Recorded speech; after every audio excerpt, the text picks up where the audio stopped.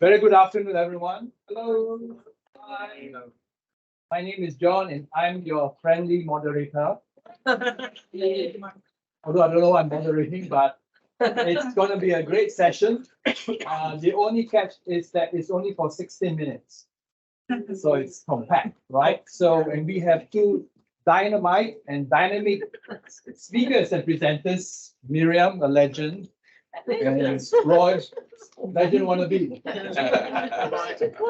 Where'd you go from legend, John? So we are focusing on youth work supervision and exactly what it is and how is it different from other forms, right? So we will have both presentations, and after that, time for question and answers. Okay, all right. So Miriam, you ready? Yeah, Let's I'm go. fine. Yeah. So good afternoon. I'm here with Roy. I mean, it just happened, but it didn't just happen. Yeah, you know. I mean, and what we're presenting today is really a project which we have been working on, and Roy and I see Aston, and I see some other people here. I mean, Ron was here. And Claire. I see some people here who, in a way, joined as we went along in this project. So just some context. Can I have the first slide? Yeah. Yeah, just some context. I come from Malta. I mean, I lead the national agency in Malta. I mean, one thing which is quite unique in Malta is that youth work is regulated by a compassionate. So all the youth workers get awards to be able to work as youth workers. I mean, formal education for youth workers has existed since 1993.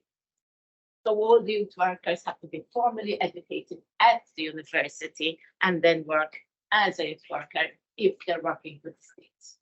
In the voluntary sector, it's a little bit different. And the Department of Youth and Community Studies has been offering a BA honors and a master's program, and for those who want to become youth workers.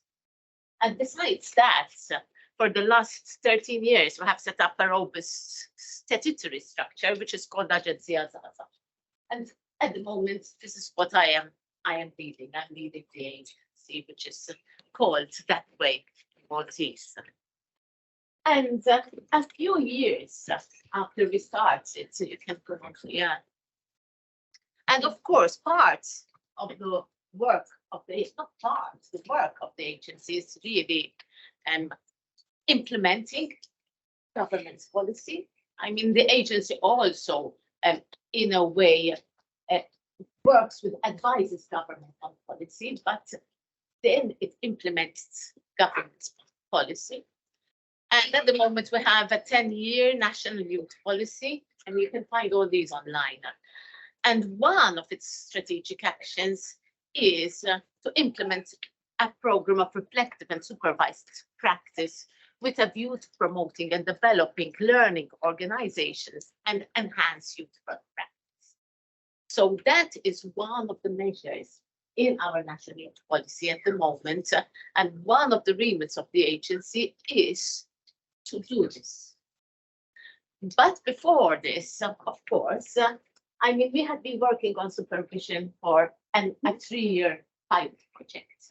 And together with Brian, who is not with us today, and we have been trying to develop a model which he had practiced over here in the UK.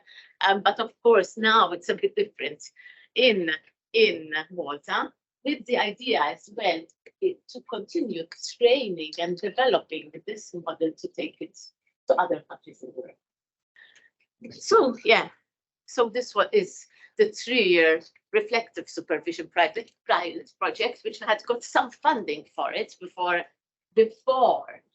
putting it in our national youth policy, and now set as part of the program from Erasmus Plus. And this is why Brian was involved in it, because at the time we had involved the YMCA College as part of this project.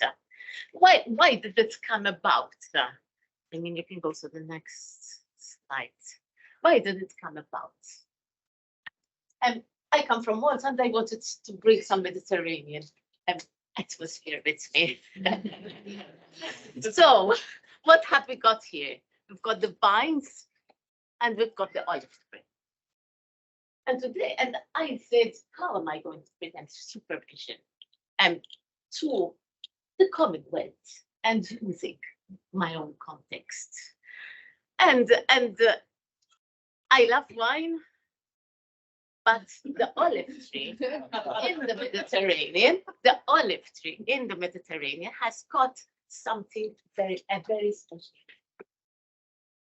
And I chose the olive tree in the vineyard, which for me is the youth work field, because I believe that it's the olive tree in a way and supervision in a way and really strengthen youth work. And I mean, I saw this at the agency. I mean, youth workers wanted further training, youth workers were professionals, youth workers wanted continuous professional development because they said, we are professionals like other professions. And because of this, we want more training. Nobody at the beginning mentioned supervision. I mean, once they discovered that, because it did not exist, it was not part of the youth work profession at all. It was part of the social work field, but not really in the youth work field in Malta. And once they discovered this supervision process is a way of learning, as a way of growing. I mean, today, if you say, what you do without supervision, they would also learn. And that's the real the benefits that they get is as much as any other training they do out of the work context. And in a way, I mean, I've put that, and this is, I mean, my presentation is very short because I believe that, I mean, the less I talk, the more you reflect on your actions, and the more visible they can be, the more we remember this. So the idea of our supervision was to develop a sense of harmony, diversity, and growth. And this is what you're seeing there. And this is, in a way, what's embodying the role and influence of supervision in the organization. Why? Because the olive tree symbolizes wisdom and resilience. And for me, this is the depiction of supervision. I mean, it's through supervision become more wise, we become more resilient, and we're able to guide our actions through reflection to be able to do our work. And this is why at the beginning I said, for us, supervision in a way is the tool to strengthen youth work, the tool to bring more quality to youth work. And therefore, what is it doing to us? It's establishing a space, a regular space to question and reflect on practices and plans. It's whilst at the same time, it's looking into how the youth worker, what the youth worker is doing well, whilst reflecting on how to improve and develop such situations. Think about the use of their personal professional resources better. And it also allows the youth worker further to ensure the quality of the work practice. And what does that bring? Better grades. So in a way, all throughout, I had someone also doing the master's degree, Rowena Borch, who was doing in a way an action research whilst we were doing the project. And throughout every year, we were asking the staff on how they were getting on with supervision. And these are some of the results. I mean, this is what the youth workers came up with. They thought that it's, and they're getting more development through the experiential learning that they're doing when they're going through the supervision process. There is a change. Okay. There is a change in self-limitation and daily work into self-reflective opportunities through a self-critical thinking and through reflection. There's a reinforcement in coping mechanisms, making the youth workers more resilient. And there's inbuilt empowerment of employees to work more efficiently and effectively to meet the desired outcomes. So these are the results that were all coming through the 3 surveys that we did along the years with the employees. I mean, that's through the research, the ongoing research that we were doing with the employees. Yeah, the last. And what did that bring about now? In a way, through that, we also discovered that this process needs to be defined clearly in the organization. It needs duties and responsibilities of the organization supervisor and the supervisee. And there should be a mechanism on how the process should be monitored and evaluated. And that made us create a supervision policy in the organization. In a way, is used in the organization, which ultimately we're going to take to other organizations to further develop that. And I think I stop here. I mean, this was the process. I told you it was quite a simple. I want you to remember the olive tree, and I got it because the idea of the conference today is also to bring power and peace. And as you know, the olive tree symbolizes peace. I mean, this is why I got the olive tree. So here you are. You can take a piece and remember what it's all about and what the conference is all about.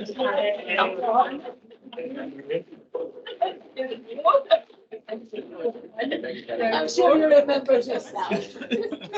What did you bring?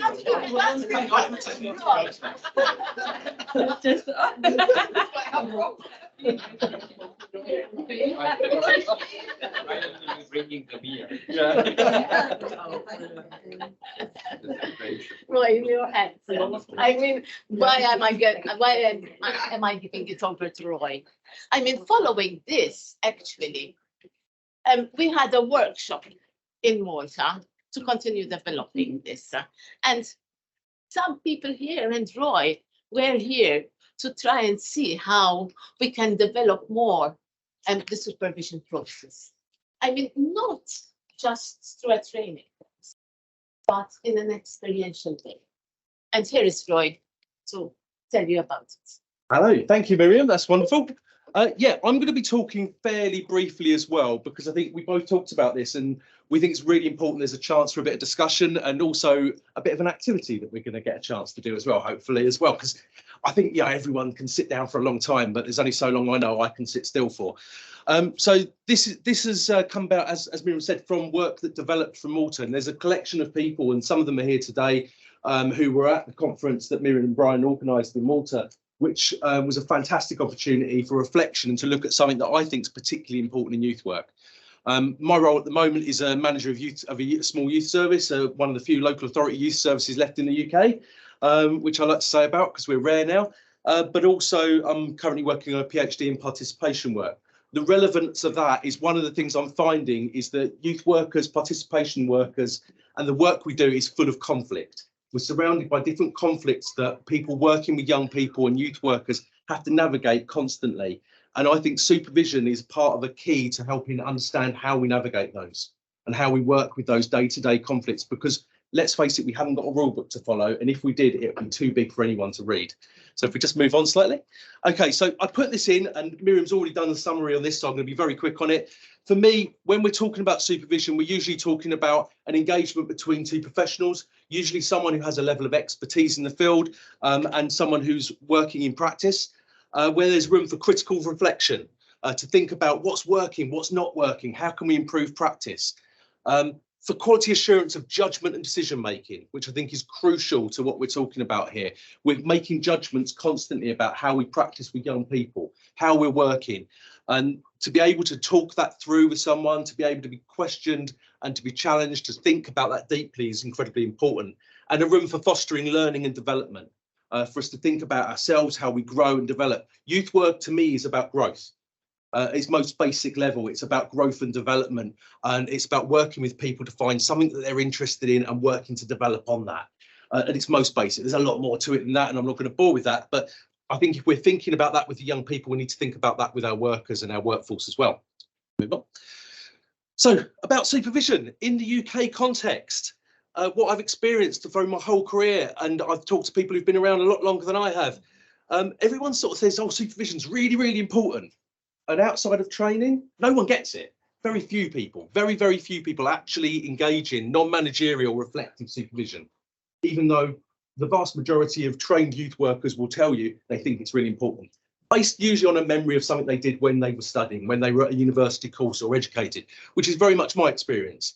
I trained in the early 2000s, very much valued supervision as part of that at the YMCA George Williams College. And when I took over the youth service that I'm managing now, I cried out and thought, I don't know what I'm doing. I'm out of my depth. I need someone to support. I'm being managed by people who don't understand my role. And I reached out back to my college for supervision, and they put me in touch with Brian. And if you know Brian, that's either a blessing or a curse, but it's not saying that to his face, but it's been brilliant. It's actually been fundamental to helping me understand and think about some of the decision making in my role. The reasons we don't do it: lack of funding. You know, we think it's important, but we're not quite sure the evidence base. How are we going to support it? There's not much funding for it, and there's also a lack of understanding about what it is. You can talk to 10 different practitioners and they give you a different version of what they think it's about, whether it's about supporting people, helping people deal with the trauma associated with their work, whether it's about learning development. And it can be elements of all of those things, but there are some crucial bits that we've already talked about. That's good, Ed. So we talked about the conference in Malta. I won't go into that, but since then, what's been fantastic? I've been to a lot of conferences, and I'm sure some of you people have as well. I'm sure everyone here has been to a lot. And afterwards, we make promises about what we're going to do, and that there's going to be stuff that it's not just going to end at the conference. And usually, unfortunately, my experience has been is we walk away and then not much happens. Yeah? And what I would say has been truly transformative about the conference in Malta is since then, there has been a group of professionals globally working together, interfacing, constantly communicating. And there, I would say there is a large amount from the UK, there's significant pressure from Malta, but there are people from Malaysia, from Singapore, from Zambia, people from different parts who are talking to us at the moment about supervision practice. That's led to some subgroup work, thinking about frameworks around supervision and that how we describe it, how we better put that into a training context, and some iterative co-design where we've worked together. There's people who've led other groups and worked on different things, but the bit I've been working particularly is about designing a framework for supervision to help people understand it, whether that's organisations, whether that's youth workers, whether that's supervisors. And if we move on. So key things we found: we have more common than divides us. And I think that comes up in a lot of international conferences. There's an awful lot of stuff. There's differences in context, but actually there's an awful lot of familiarity about misunderstandings, about difficulties that we experience. That youth work benefits from a distinct approach to supervision. So supervision exists in lots of different fields, in social work, in counselling, and in youth work, there are certain specific things that I'm going to talk about today that we think are very important. But that's about the response to a less structured and more improvisational elements of our practice, that we are constantly as youth workers improvising our work, thinking about what we need to do next. We're very rarely following a set structure. There is a need to strengthen the understanding of youth work supervision's role in quality assurance. People don't often think about what it does in terms of improving practice and making sure there's a safeguard on practice, and that there's a need for greater evidence and clarity about the evidence that supports why it is beneficial for youth work. Okay, I'm not going to go through this. It's a hideous slide. John, you've been involved in putting some of this together with me, and this came out of an iterative process, going through what we thought was important using, it was the Centre for Youth Impact's theory of change process that I've used as the basis for this. And we worked with the international group to look at this and think about what are some of the core elements of going on here. And I am going to zoom into a couple of these, but not all of it. If people want to get hold of it, email me. I'm happy to send it to you. It's not copyrighted. Use it. I'd like to see it out there in the world. It's also one of the assumptions we made on this. This isn't meant to be a concrete thing that dictates exactly what this should be. This is a starting point for conversations. This should be open. Right? This should be open for interpretation, for people to think, where is this important? What's in this that is important for my practice and how it can be used? I don't want to tell anyone how to do it. It's about trying to find some basic starting points. And that, I think that can be really important and can fuel that creativity. If we move to the next bit, I'm going to zoom in on some of the key elements. One of them is that we come across people who are concerned about supervision. They're worried about being asked questions, put in difficult situations, feelings of being exposed, especially when we talk about that quality assurance element of it. We thought it's really important to think about supervision not as something that's done to a person. I don't supervise Miriam or Miriam supervise me. It's a collaborative process where we sit down and do supervision together as an act. That takes some of that threat out of it, but it actually helps us understand a more equitable relationship in supervision. It is about questioning approaches, but it's also more than that. I talk about explore, reflect and advise. And people don't like the word advise in supervision, but actually if we're not giving any advice, then what are we doing? We're just saying asking Socratic questions for an hour every month. Well, I'm sorry, I don't think that's enough. Sometimes I think if it's all advice, it's probably not supervision, but a bit of advice I think sometimes good. Reflection, thinking about what we feel is important in there, about how we react to things, our feelings, our observations of our own behaviours and the ways we're interacting, and that exploration of practice of what we do. It's about personal growth and development, leading to committed action. And I really like that word in there. It's not just a conversation, a bit of a chat about what you're doing. It's about a chat about what you're doing and what you're going to do about it. What's going to happen next? It's about holding the comfort and discomfort, experiencing those things. With our work, we have to make difficult decisions. We're working with young people who are often experiencing difficult circumstances, and that's hard. There's a lot of work associated with the trauma that people can experience through that. And those conversations can be about sitting there and understanding this is what's going on for people at the moment. There's an emphasis on the relational aspect of the judgment, that improvisational element of youth work that I talked about earlier. And quality assurance, which I've already talked about, and understanding the contextual differences. That could be the differences between the supervisor and the supervisee. It could be around the context that the supervisee is working in, whether that's a country-based context or whether that's working in an urban or a rural setting, whether that's working with the particular group or community that you're working with. They need to be acknowledged and explored and understood for us to understand our own practice. And I think that supervision provides an excellent platform for that. So that's me talked out. I think, how did I do there? Was that 10 minutes? Awesome, we've got a bit of time, wonderful. So what I'm going to do is I would like to give you an experience of supervision, and we haven't got a full hour. And one of the things that I developed a little while ago that I've used in my service is a form of micro supervision. And the micro supervision I've used is about trying to have very short conversations, 10, 15 minutes sometimes, with a colleague that explores an aspect of practice. And the key aspect of practice that I've been exploring is the benefit of youth work, not just the outcomes, because I think outcomes sometimes gets youth workers a little bit rolled up. But actually, there's not many youth workers who'll argue that youth work shouldn't benefit young people. I'd be a bit worried, actually, if we said youth work didn't benefit young people. So what I'm going to do in a moment is ask you to divide into groups and work with someone that you don't know normally or you don't normally work with, ideally. And I'm going to trust you to do that because we can all do that well. And this is going to be about spending some time, and we're going to probably do about 10 minutes, I think, where I want you to just explore one person to take on the supervisor role and one person to take on the supervisee role. And the supervisor's role is there to ask questions, suggest, help guide the conversation. And the supervisee's role, the first question I want you to ask is, tell me about a piece of work that you've been involved in or that you're aware of where young people have benefited in some way. And I'll leave it very open to you to explain what you mean by benefit and what you think about that. And it might not be something you've done yourself. It might be something you're aware of in the context you're working in. And it's an opportunity to spend 10 minutes just exploring that. I've said 5 here, but I think we've got a little bit more time. And then we will get a chance to swap round and take turns at being a supervisee and supervisor, hopefully. And after that, we'll have a bit of a chat about what that's about. I have put some suggested questions here. Please don't be limited by them. Use them as a way to open up those conversations. Ask questions, be curious. Try and find out what is interesting about that benefit and try and get to the bottom of what you think is important about that piece of work that the other person has experienced. Okay, so I'm going to give you now just a very short period of time to find someone that you don't normally work with and find a bit of space. Some of you will already be seated ideally for this. Okay. And Miriam, maybe if you want to join me up front.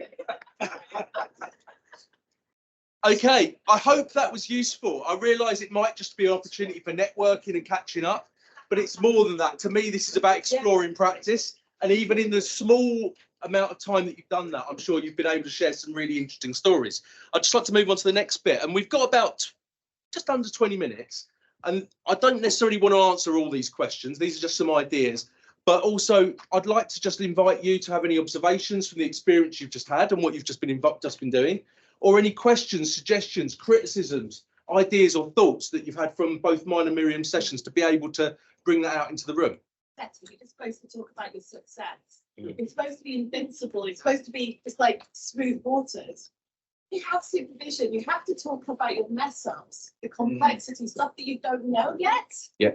Because there has to be a learning rather than a knowing space, and that can feel extremely vulnerable, particularly if you have like performance indicators or particular outcomes that you're supposed to make, because you're saying, actually, I don't know, or I'm not sure. It's all contingent, and I think it's a different language, and I can imagine for lots of people it's very difficult to engage with that language. I think it can be intimidation, for people. We've got an olive branch waving from us. And following on to that, I think one of the things that we were talking about was how supervision is an easier space to talk about these things that can go on. And I think it's because of the difference in equities. And with your line management, there is a power imbalance that's just built into the system, where in supervision, it is more equal, more neutral. So bringing up those sticky things about how things are going is easier in supervision than it would be in life. What I would flip back on that a little bit, though, is when we go into that non-managerial supervision, there is a trap we can fall into, which is a negativity trap of just focusing on what's wrong and what's not working. And I do think as youth workers, we seem very vulnerable to that. You know, like I've talked to youth workers who are fairly new youth workers who will talk about, oh, wasn't it brilliant 10 years ago and it's got so much worse. I was there, it wasn't. Everyone was miserable and moaning about things 10, 15 years ago. And I think they probably were 10, 15 years before that and 10, 15 years before that. There's something about us that there is a trap that we can fall into about focusing on what's wrong. And I agree with you about the neoliberal stuff, but I do think when you're in a non-managerial context, to think about what's benefit and what's good can be quite positive and empowering for people in a way that you can't. Of course, we need to talk about what's wrong and what needs to improve and how we work with those things. And I think that's why I'm quite a champion of that non-managerial thing, because it reduces that situation a little bit. I think yourself and then Claire. I can slightly different thoughts. I trained as a holistic existential counsellor before I went into youth work. So I then put in clinical supervision. But during COVID, the team that I managed in Blind Gwent, we brought in a community psychologist to run clinical supervision. And at the time, we were supporting about 400 really vulnerable young people. We were the only service going out to see these young people face to face. There were other services that weren't. And as a result of the clinical supervision and the feedback from staff, we had no staff on sick at all. Staff felt they were able to manage their caseload. Staff felt in control of what they were doing, and they completely changed the service. It was fantastic. So in terms of the experiences of supervision, I think we need to look at other models. Clinical, very powerful. Absolutely, and evidence in that, and being able to say, right, this is something that happened. Look why that was important. And I don't think we're always very good at that sometimes, and that's something that's a real benefit. Gentlemen. I found the exercise really interesting. Creating a level playing field to have this discussion makes much more open. I've been in settings where I've been a supervisor. When I first got into youth work, I was one of those who were very non-youth worker brought into youth work to manage youth work, and I had no idea what they did or how they did it. I was a manager, and then asking them, why didn't anybody turn up? And like, as if it was the youth workers' fault that nobody was at the session, and I'm telling them off, like, why is there no? So yeah, creating space like this, if you're right, this is a level playing field. You know, it's not to do with the outcomes or KPIs, or let's just have a conversation. It's really powerful.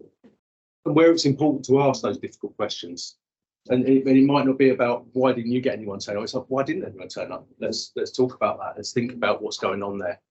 I've got lots of hands used. Dictate. Yeah. Let someone else go then after. Okay. Go yourself, and then we'll go to.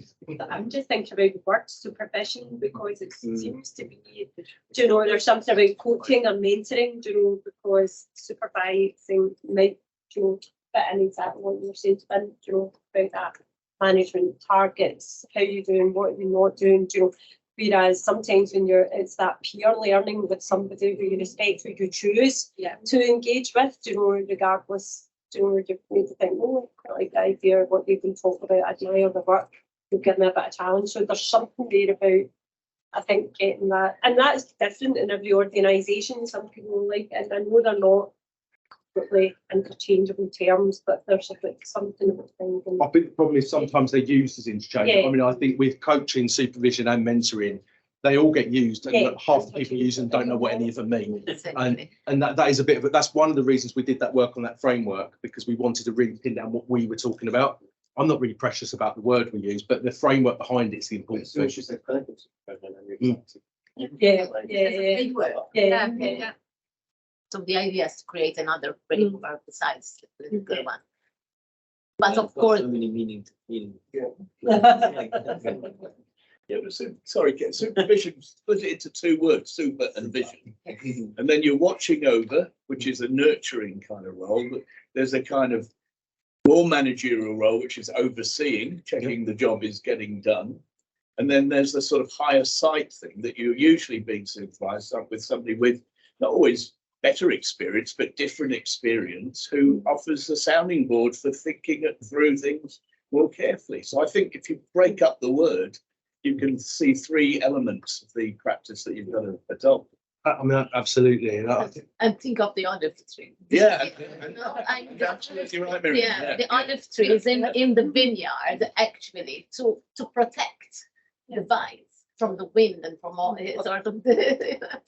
But I think for me, what's key is good questions and being genuinely interested. I mean, you used the word curious. So I think that for me is the nub of it. And if you're even managing within, say, a line manager supervision situation, taking on board all the neoliberal pressures of targets and so on and so forth, I think if you've got a good relationship and you're genuinely curious about that practitioner's work, I think you can manage that other stuff, actually. I mean, kind of in a role I was in at one point, I had a lot of case management. So, but one of the things that when we got inspected, that they wanted to see as evidence from supervision was not of targets. They didn't want to see that. What they wanted to see was critical exploration of practice. They wanted to see evidence, case evidence documented of examination, thought, consideration, exploration,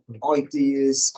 And it's not good enough just to do something. Neoliberal context. It's not just good enough just to do something or do the job. It's to make sure you've thought about it and there's purpose. Absolutely. I'm conscious you had something to say. I used to be supervision. Yeah. I used to feel like sick about it because I think it's the context that I came to it like from before youth work. That like whenever someone puts like a one-to-one thing in your diary, it's like it's gonna be rubbish or it's gonna be closed off or whatever. And we would like do debrief and reflective practices and like maybe I'd bring something up and it's like, or during the day we're gonna talk about supervision and I'd like dread it the whole time until we had it. I just like haven't actually had some visions and yeah, I think it is a lot more about the support and it is about what the person's bringing to it. And like now, like I'm more senior practitioner in a particular team, it's that, like much more embedded in what we do to the point that one of them, I'm not their line manager, they asked to have supervision with me because they wanted to explore more something that we've been talking in debrief and sort of more around it. So it's, yeah. It's changed now, because now I was like, when I talk about it, I'm like, I love supervision, so I feel like they love it now too. I think that's a big part of it as well. That when I was talking about that collaborative idea about it, not just being the manager saying we need to talk about that in supervision, which feels like a bit of a threat, to actually, oh, I need to talk about this in supervision. I need to this is something that's happened, and I think one of the good being a good supervisee is underrated. One of the things we think a lot about, if we think about how do we train the supervisors, actually an awful lot of people go into supervision not understanding what it is, not knowing how to use it, and that is important learning. Knowing to go, actually, I'm out on a detached session and someone called me a name and I felt really bad about it and I didn't know how to act about it. Okay, I need to take that to supervision. So I think that comes from how we are teaching youth workers, community workers, what you want to call them, because as someone who's students on placement and you have your weekly or however frequently supervision with them, you come and say, this is your time to do whatever you want to do. you often get a blank response, and for the first couple, and they would say, right, I want you to come prepared with things to talk about, I want you to link it to you, all that stuff, and then they get it eventually. But you're right, it's bringing it on board. It's not just an inherent skill that youth workers have. If someone doesn't want to bring anything to supervision, then there's not much the supervisor can do. You can sit there and ask questions, but that person's going to just. It's a good relationship then, isn't it? It's back to that. Yeah, and I think about the framework as well. So then, but you know, if you've got a framework or you've got a policy within an organisation that says, you know, you have once a month or once every 4 weeks. We, within Blind Web, where I worked, we brought in a template where the supervisee was expected to complete it, but it just had some thoughts and feelings, questions on it, really open-ended. And we would say, send that to the supervisor, or your line manager, the day before, 24 hours before. So there was, they started to think and reflect. And often what would happen then as a result of that is the supervisor would come in and go, I wrote that yesterday and I thought about it last night, and actually, yes, this. So that reflection, that bigger vision, that wider vision is already happening. And I think, you know, that needs to be part of the framework, we think. How that's Yeah. I think, picking up on your point earlier on, the best experiences of supervision as a supervisor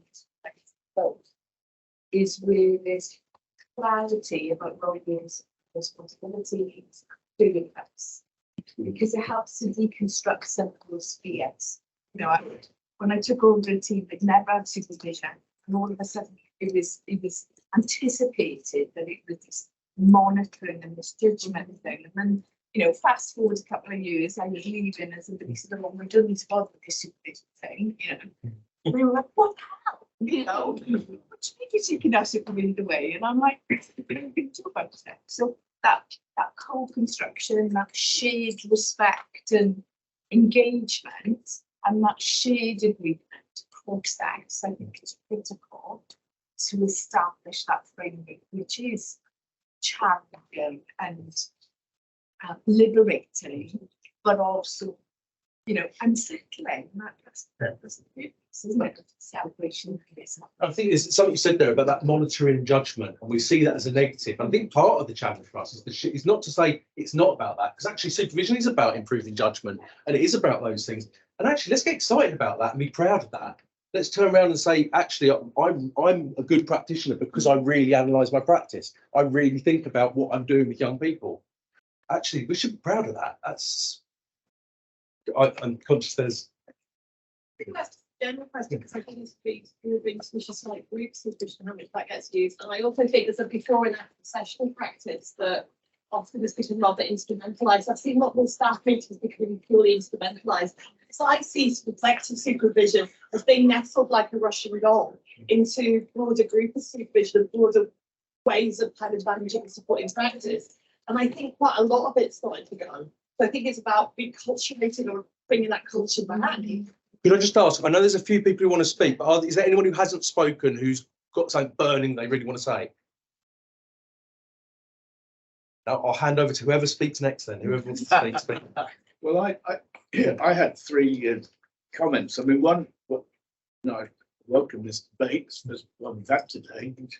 But there's a book, a PhD was done by a guy called Derek Gardner some years ago called The Anatomy of Supervision. And a lot of it's very positive, but the worst thing was that brilliant creative supervisees are often failed, if we're talking about students on placement, failed by dingbat bureaucratic supervisors. So just an observation. The second point was that Philip and I wrote an article once called Youth Worker, Probably the Most Difficult Job in the World. It's slightly tongue-in-cheek, but it was basically that other people professions have much more clearer parameters about what they're expected to do. And it was about navigating and negotiating. I mean, just to give you one example, the final chapter of the final volume of the 7 volumes on the history of youth work in Europe is called Reflective Trialogue. And it's about 12 triangles. And the first one is basically youth workers are always navigating between the demands of policy, national or local, the expectations of young people, and the principles and values that inform your work. And those often are you use the word conflict right at the beginning, I thought more of tensions or dilemmas. It's about resolving trilemmas. And that leads me on to the third final point, which was you also used the word improvisation. And Miriam and I are involved in a group, and we've got a colleague called Jonas Agder, who's from Sweden and in Gothenburg, and he talks about jazz improvisation. People don't learn the saxophone, pick up saxophone and then improvise. They're bloody good at what they do. They know about the chords and the sequence and the scales and so on. But they are creative. And I always like to think, I'm probably deluding myself a bit, but when I was a practitioner, you know, you go down to the youth centre at 7:30 in the evening and you're going to be working till 10 o'clock. And I was improvising every step of the way. But it might have looked to the outsider as if young people just drifted in and did their own thing, and then I locked up at 10:30 or something. It wasn't like so. Improvisation is absolutely important. Yeah, absolutely. That's about the skill and the knowledge that you develop through supervision. Yeah, absolutely. I mean, I absolutely pick on that. But by improvisation, I by no means diminish it. Improvisation's hard. Improvised music is very hard. You have a toolkit. You might have things that you use. You might have strategies that you're using. You don't necessarily have a linear focus of how you're going to do it. It's about being able to pick from what you need when you need it. Yeah, and that's the art. Supervision helps you develop the toolbox, to use a cliche. So I think it's like reflecting in action, reflecting on action. And supervision is the on action. Yes. The doing it by winging it, if you like, you can call it, but that's in action. Absolutely. I mean, I've had like awful supervisions, i.e. in being like in an organisation, they go line management supervision. I'm like, okay, and it's only about the cases and all this. And I'm thinking, when do I get my supervision that I learned at uni? So I was fortunate enough when I went to work for Miriam that she was offering supervision, like in the way I understand it. And the first thing I said to her when I started was, when do I get supervision? Because I knew that she understood it. And she's like, you'll get it, you'll get it. I work with a lot of social workers in the team I'm working with, and I've been on training with social workers around supervision, and it's given me a bit of a glimpse and an insight into what they mean, which is much more about case. And my general observation of working with those people, with the social workers, was actually they were very frustrated that all of their supervision was case based and not very much about their practice. Yeah. Conscious, you know. We have a lot of volunteer youth work. But any tips for, again, they give this voluntarily, they're not employed, you know, they do 3 hours a week. But I'm conscious that they also need supervision, especially with the information that can share with them. Be any tips for implementing voluntary? Yeah, absolutely. I mean, it's definitely came up in the conversations. I know myself and John, Dr. Lee, have been having conversations around that. I think it was Dr. Lee talking about the volunteer context quite heavily is part of that. And there can be resistance and lack of time there. I actually think, take from what we've just done today, that micro supervision, that opportunity to be able shorter supervisions. Volunteers are time poor. You know, to have to come in and do a whole hour with someone, that's not always going to be possible. And we need to be flexible about what we're doing there. Have an idea of what it's about. Have a framework that suits the situation you're in, and being able to build that time to say, right, we're going to do this, partner up, and it might be peer supervision. That might be what is available to people, and it's better to have peer supervision than no supervision at all. And actually, that skills everyone up. I'm working at the moment. I mean, even in a setting like I'm in a local authority, getting peer supervision up and running is not easy. You know, most supervision people experience in UK context is managerial in the vast majority of situations. So we're working at the moment trying to introduce that, and it's likely to be those micro supervisions, 20 minutes, maybe once a fortnight, might be what is available. And it is better to do that and spend that time focusing on practice with someone. And that might not, I mean, I've used benefit in this example here because in this room, that was the better conversation to have. It's not fair to open up a conversation around a really challenging problem in your practice and say, right, you've got 10 minutes and then don't shut up. To me, that's not fair. So I didn't want to put that in there. I actually think focusing on the benefits is important because I do think overall in youth work, we focus too much on the negatives. They are there, they're not going away. I also kind of think we're a bit of an exceptionalist profession. We tend to think this is only happening to us. It's not. An awful lot of the problems we talked about, certainly in the last session, Finn, with some of the stuff around that was being said around youth work training.